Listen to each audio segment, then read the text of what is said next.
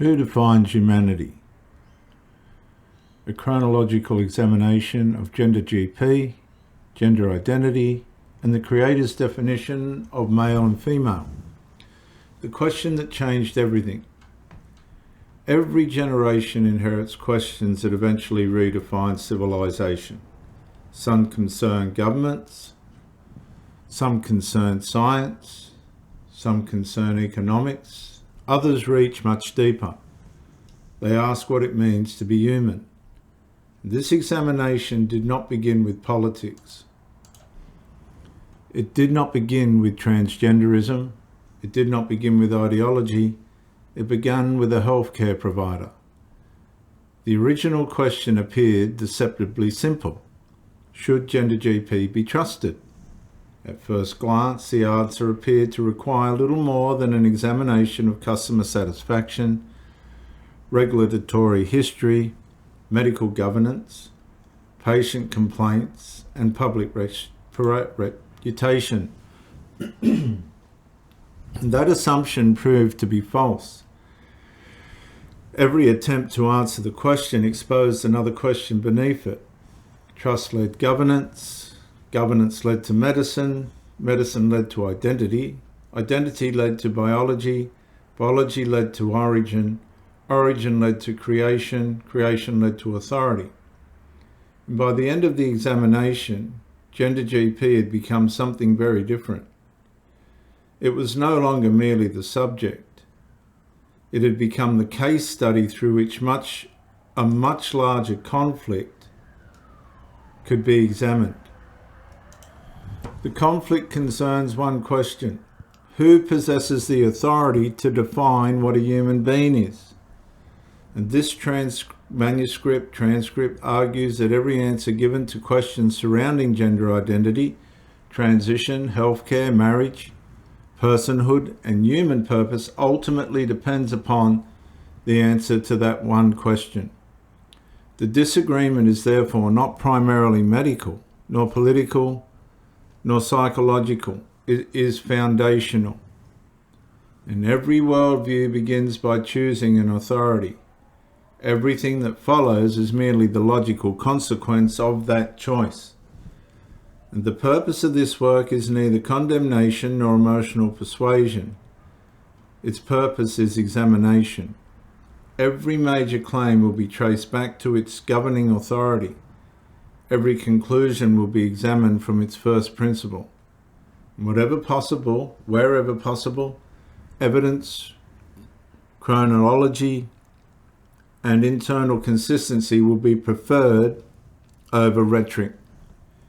This work recognizes that many individuals experience profound gender-related distress. Nothing contained within these pages should be interpreted as denying the sincerity of that suffering. Suffering is real. Distress is real. Compassion is real. And compassion is necessary. The question is whether compassion alone determines truth.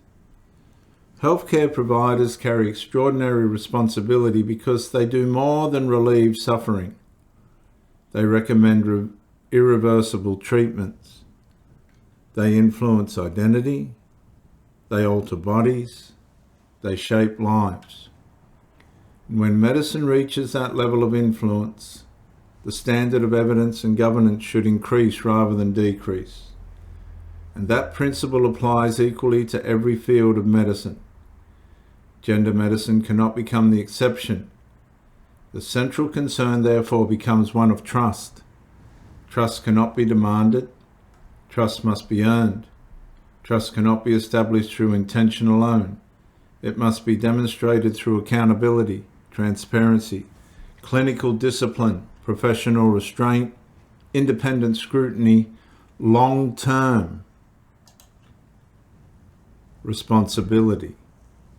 And these principles form the foundation upon which this entire examination rests.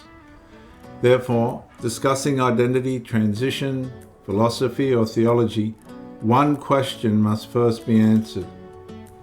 Has the organization asking vulnerable people to trust it demonstrated that it is itself worthy of that trust.